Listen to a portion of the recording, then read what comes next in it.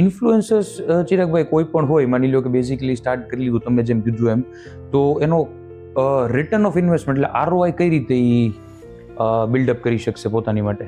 હું આ question business સાઇડથી વધારે જોવા માંગીશ. શું કામે? કેમ કે બિંગ એન ઇન્ફ્લુએન્સર અને ક્રિએટર, જ્યારે કોઈ ક્રિએટર હોય ને ત્યારે એનું પહેલું એમ એ હોવું જોઈએ કે ભાઈ એ કન્ટેન્ટ સારું દે, માર્કેટને, સોસાયટીને કંઈક દે. કેમ કે જે ચાવી વર્ષો પહેલાં મીડિયા પાસે હતી, એ ચાવી પછી ફિલ્મ સ્ટાર અને ફિલ્મ ઇન્ડસ્ટ્રી પાસે આવી, એ ચાવી હવે ઇન્ફ્લુએન્સર પાસે આવી છે.